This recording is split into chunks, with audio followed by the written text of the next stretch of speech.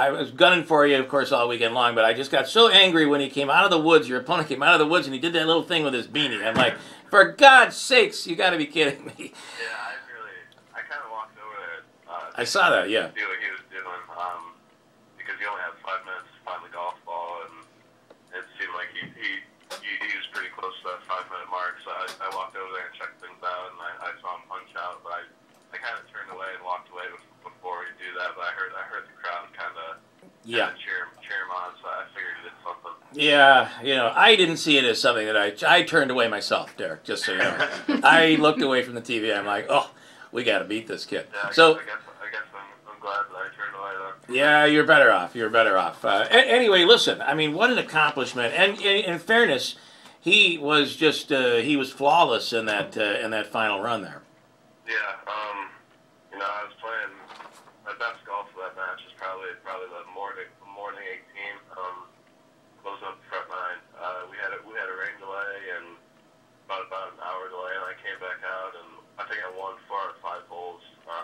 To go 2 up. But yeah, kind of from that point, he took control, and I got back to 1 down through 19, and after that, he just put the pedal to the metal, really. I mean, he didn't really make any mistakes, and he capitalized on my mistakes, and he made all the putts he had to.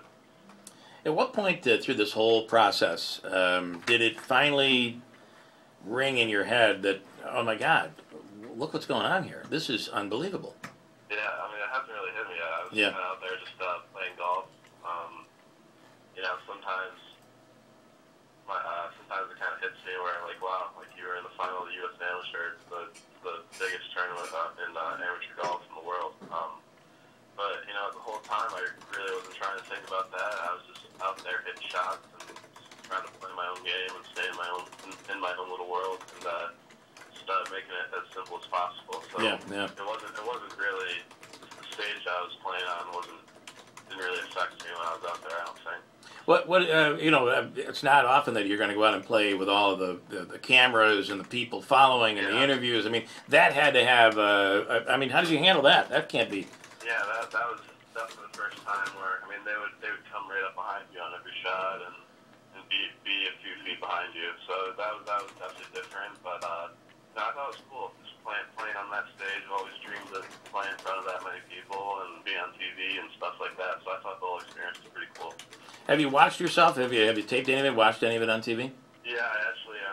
The semifinal match we played in the morning. We beat up at 8 a.m. and then they had the taped coverage on Fox starting at 3. So I was all finished and I just relaxed that afternoon before the finals and we watched it in the hotel room. So that was pretty cool. So I have to tell you that when I watch you drive the ball, or even when you're putting or chipping, whatever you're doing, it's really interesting. When Tiger, and of course, while this is all going on, and I know you listed Tiger as one of your heroes of the game. Here's Tiger making a career comeback, and he faltered on Sunday as well. But when Tiger hits a bad drive, the shoulder goes limp, the club goes flying, and when you hit a good drive and you hit a bad drive, your reaction to me, and it was just, maybe I have the wrong observation, but your reaction seems to be exactly the same. I couldn't tell by your motion whether that was a good drive or a bad drive. Have you observed that of yourself at all? Yeah, to be honest with you, that whole tournament was probably the most calm I've ever been. You did seem calm, really expressionless. I didn't really have a lot of expression up there when I was playing, and that kind of helped me stay even keel through the whole thing. I mean, the whole time it was just a mental grind, really. I mean, match play it's a really difficult format because you're not playing against everyone else.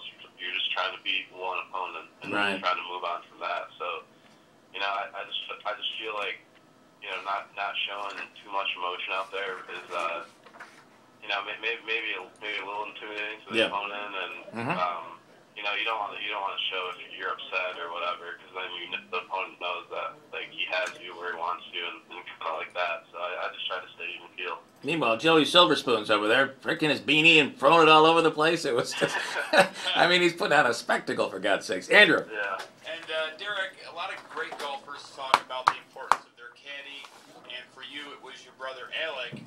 how important was it to have your brother out there, and how important is that golfer-caddy relationship, especially in high-pressure moments like Sunday?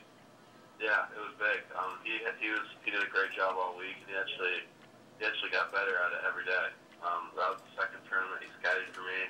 He previously caddied for me in a tournament earlier this summer. So, like I said, he did a better job each and every day, and he was very important on just making me focus on the task at hand. Just focus on the next shot.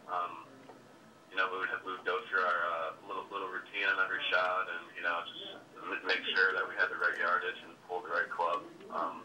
So yeah, it was important to have him out there and have him in my ear every shot. How many times in your ear did he say, "Oh my God, this is unbelievable. This is crazy"? Yeah, a few times for sure. Yeah. Especially after I won my final, we were walking off the green and he brought up Augusta right away. He couldn't wait any longer about it. Yeah. So, Wow. yeah, that was pretty cool. But he did a good job. He's kind of like me, pretty even keel out there, so we made a good team. That's really awesome. I know you're a student at Virginia. How did you make it to this point to even get in this tournament? Did you have to win some qualifiers or place at a certain point in another tournament? Yeah. Well, there's a different amount of exemptions to get to that tournament, and luckily I was at the cutoff. I was ranked top 50 in the world. So top 50 amateur golfers in the world are going to that tournament. Qualifying for that tournament is hard enough. Yeah. It's 36 holes, and you got 50, 60 guys each qualifier. They only take 2 or 3, so qualify is a grind, and whenever you don't qualify, it's huge. So that's how I was exempt to this tournament. And then by my finish, I'm exempt for the next 4 or 5 years. So not having to worry about qualifying is pretty cool. Yeah. You got a lot coming up in the next year, but before I forget to ask this, what's your favorite local course here in Central New York? Wow, favorite local course. I have to say, I really like Keeler at Derminio. That was where the state men's dam was this year, and our high school team used to go up there and play during the season.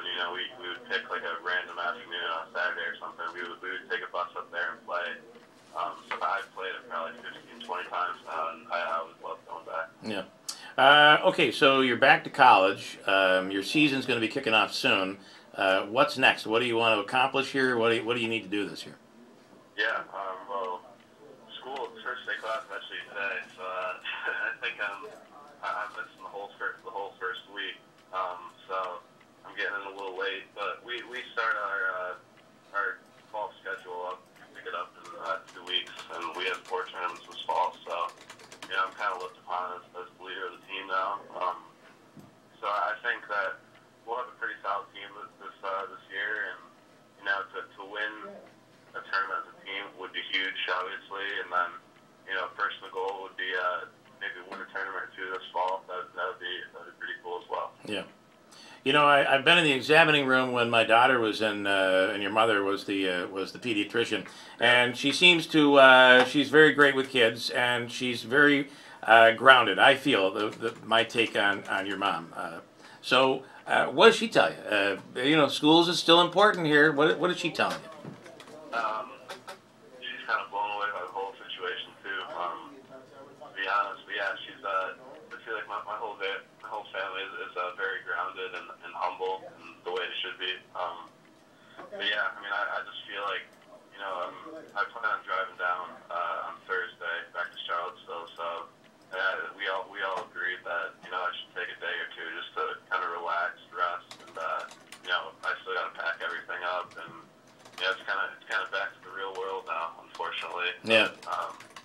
I think we all agreed that take today and tomorrow and just relax and just get everything in order before I go back. Well, the first days of classes are always just syllabuses. That's right. Yeah. You're fine. You'll be, and the first day walking on campus is gonna be pretty cool too. I gotta tell you, that's a different you walking out there. What's your major, by the way, Derek? Foreign affairs, politics. All right. Well, there's a lot of negotiating in the world done on the golf course. Yeah. So. Who do you got in 2016 there, Derek? No idea. Okay, man. Good Good, answer. good answer, Derek. Yeah. Very good answer. Good All right. answer. Derek, Bart, I got to tell you, it was enjoyable to sit there watching, flipping back between Tiger and you on Sunday. I wish it was different, but man, what an amazing accomplishment. Congratulations. Yeah, thank you very much. Thanks for having me. All right, good deal. Thanks, Derek. Thanks so much.